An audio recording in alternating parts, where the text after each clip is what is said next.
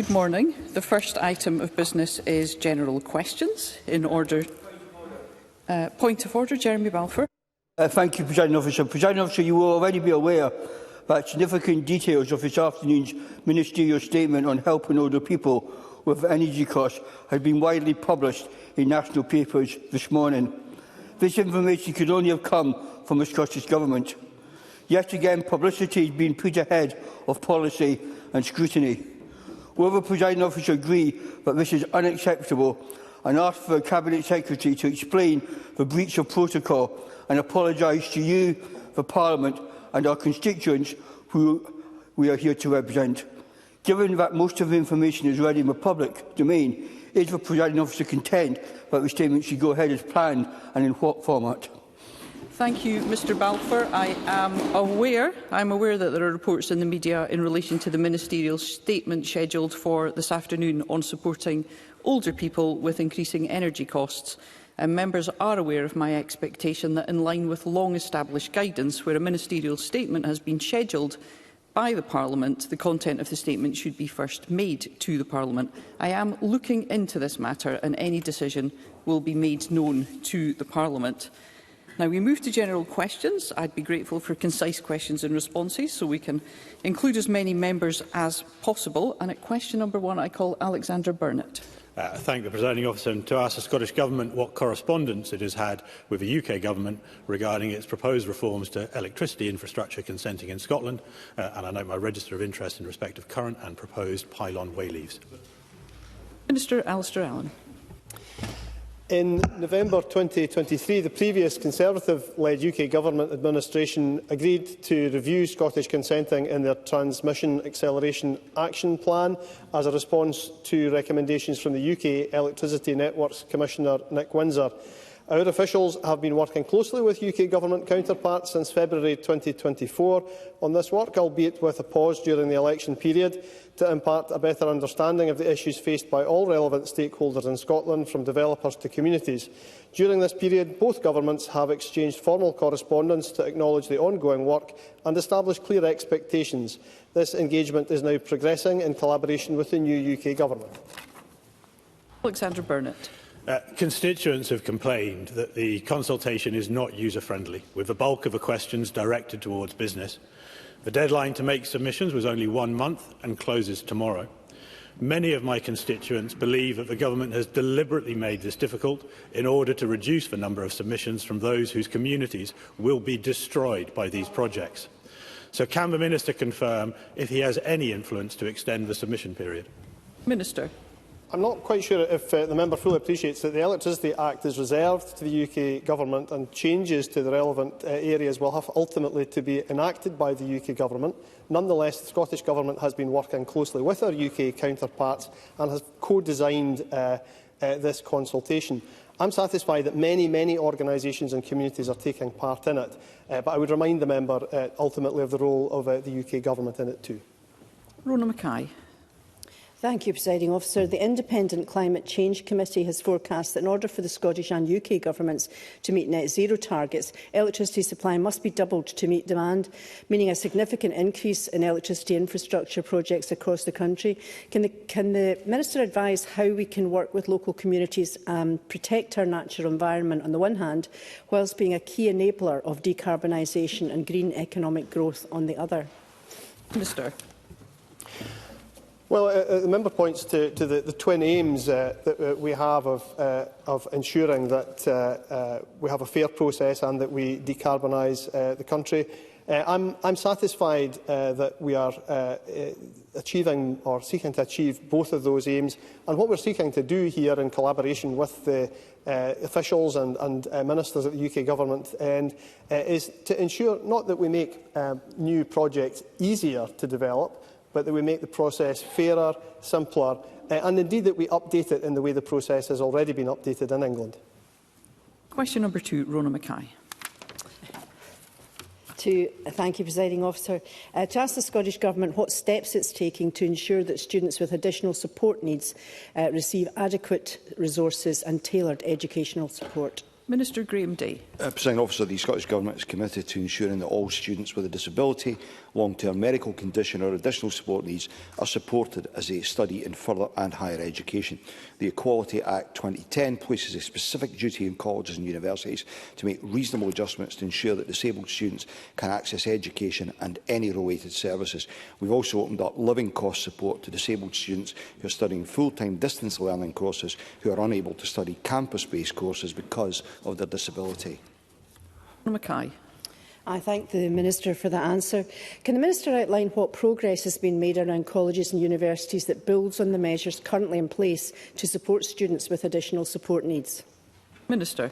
Presiding Officer, in 23-24, the number of full-time higher education students with disabilities or additional support needs who were supported by DSA increased to 5,855, a 5.4% increase over the year.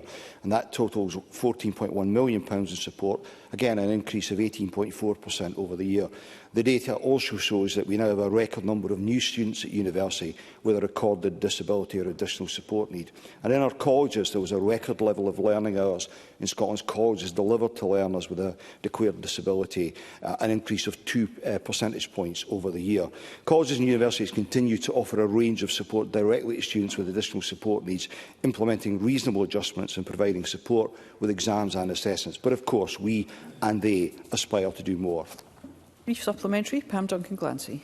Thank you, Presiding Officer. The last time the Government consulted on a review of support for disabled students was in 2019, and since then the landscape has changed. One of the recommendations of that review was to establish a forum to look at disability-related issues in further and higher education. So can I ask the Minister if this is something he's considering setting up, and would he meet with me to discuss it? Minister. Presiding Officer, as the members are aware, we are committed to looking at a range of issues around student support, disabled students, all students in fact. On the point of the forum, I'm more than happy to meet the member to discuss these issues. I think it's a reasonable point. I would be keen, however, to extend that, if possible, to look at apprenticeships as well. Question number 3, Douglas Lumsden. The Scottish Government what is being done to address the reported shortage of forensic pathologists across Scotland? Cabinet Secretary Neil Gray. Thank you, Presiding Officer. There are 14 forensic pathologists in Scotland covering the services required by the Crown Office in their deaths investigations, and the Crown Office confirms that there have been no significant delays to post-mortems that require a forensic specialist. There are currently 4 forensic pathology training posts in Scotland, and the Crown Office is engaged in supporting the Royal College of Pathologists training programmes. I thank the Cabinet Secretary for that answer, and I am surprised that the Lord Advocate, who is responsible for the service, is not here to answer the question today. Because in the North East, I believe there are now no forensic pathologists employed, resulting in agency pathologists being flown into the city for a day's work, resulting in huge costs and long delays for families looking for answers. I also heard of bodies being transferred to other parts of Scotland without the family's knowledge. So can I ask the Cabinet Secretary, how have the Scottish Government allowed this crisis in forensic pathology to happen, and what will be done to tackle the inadequate training provision to train and retain people within Scotland? Cabinet Secretary. Thank you, Presiding Officer. I thank Douglas Lumsden for his question. I understand the serious issues that he narrates. The pathology services in the north of Scotland were previously provided by the University of Aberdeen. However, NHS Grampian House has now taken over provision of toxicology and histopathology services in that area, and the Health Board is also working to establish a forensic pathology service. In the meantime, appropriate forensic pathology coverage is being delivered by locums and by the other service providers in Scotland. And I also point Mr Lumsden to my earlier answer in terms of the training places that are available, and if he requires any further detail, I'm happy to either provide in writing or in a further discussion in a meeting. Question number 4, Megan Gallagher. To ask the Scottish Government what support it is providing to the nightclub industry in light of the Nighttime Industries Association's launch of the Last Night Out campaign. Minister Tom Arthur. A vibrant, high-value, quality nighttime sector is important to our economy. We will continue to do all we can to support businesses to thrive. We are already freezing the basic property rate in 2024-25 and provide a package of relief worth an estimated £685 million, including the Small Business Bonus Scheme, the most generous relief of its kind in the UK. Indeed, we estimate around half of the properties in the retail, hospitality and leisure sectors are eligible for 100% relief in 2024-25. 24-25. The Deputy First Minister met with the Nighttime Industries Association on 15 November to discuss current challenges and solutions, and that engagement will continue. Megan Gallagher. More than 3 UK clubs are closing every week, and all UK nightclubs are in danger of closing by the end of the decade. During the summer, I met with business owner Donna McLeod at one of my old haunts, the Cat House Rock Club, and we spoke about the lack of support that businesses receive to allow our nighttime economy to thrive. We mentioned low emission zones, lack of public transport, lack of rates relief for businesses, and the decline of towns, high streets and city centres. The nighttime industry is being dismantled brick by brick. The government should back the Last Night Out campaign to help support significant nightclubs like the Catty. So the question I'd like to ask the Minister, will he save the rave? Minister. Well, can I commend a member on her excellent taste in nightclubs? I too frequented the Cat House and Voodoo before that when I was younger, and I had hair just as long as the member at that time as well. So let me say I very much appreciate the sincerity of the points that she makes, and I know her personal commitment to this area as convener of the cross-party group on town centres as well. The Government is committed to working constructively with industry, with the night times industry and those across hospitality and leisure, and indeed as part of a range of interventions. We are supporting our town centres, our city centres. This is a priority for the Government. With regards to our regulatory and fiscal measures, these will be set out in due course, not, of course, at the budget next week with regards to tax policy. But I am committed to engaging with businesses, and I'm more than happy to meet with the member, or any other member for that matter, who wants to work constructively to ensure our nighttime industries are supported. Question number 5, Colette Stevenson. Thank you, Presiding Officer. To ask the Scottish Government whether it will provide an update on its policies and collaboration with local authorities to ensure that support is provided to pupils who cannot attend school for medical reasons. Cabinet Secretary Jenny Gilruth. Where illness leads to children and young people being absent from school for a prolonged period, Section 40 of the Standards in Scotland Schools Act 2000 places a statutory duty on education authorities to make special arrangements for pupils to receive their education elsewhere than at school, for example at home or in a hospital.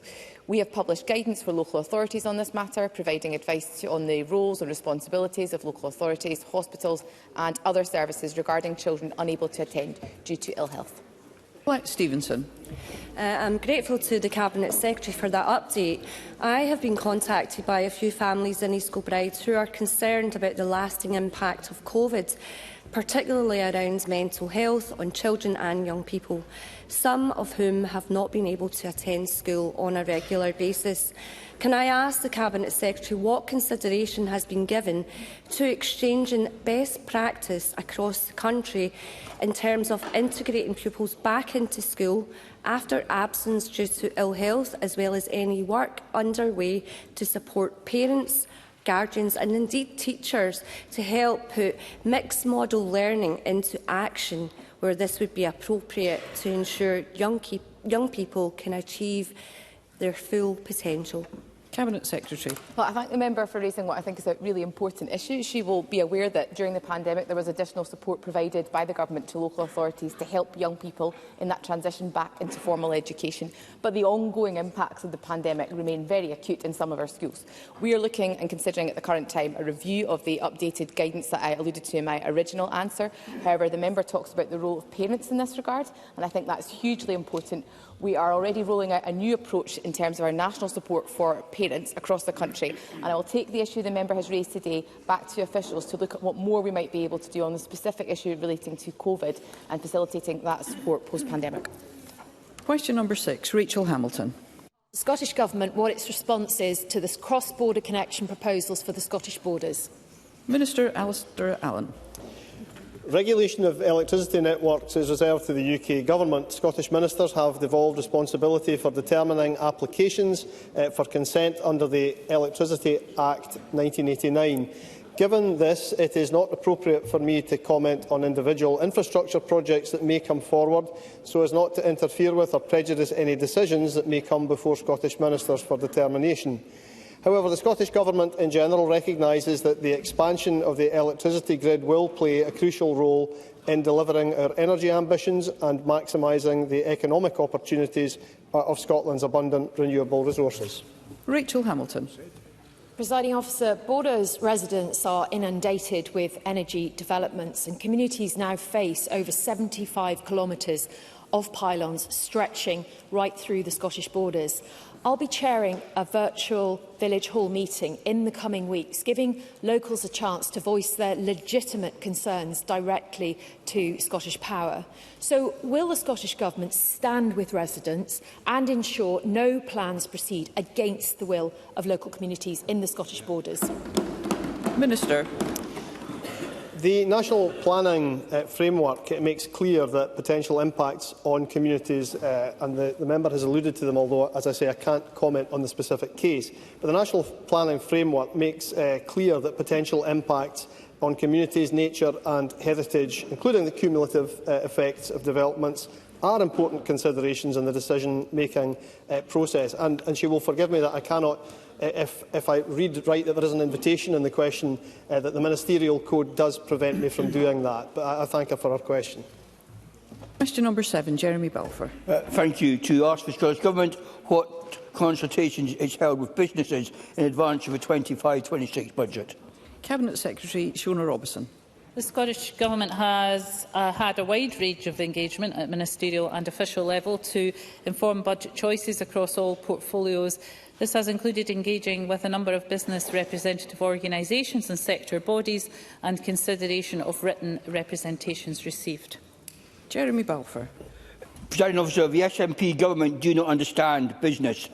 Not my view, but the view of businesses across Scotland who feel the damage caused by years of SNP tax rises, anti-business regulations.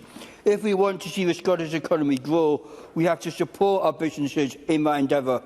My party wants to reverse the tide of rising taxes, starting with a fully costed plan to give pubs and businesses across Scotland full rates relief for 1 year.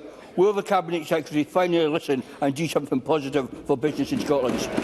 Cabinet Secretary.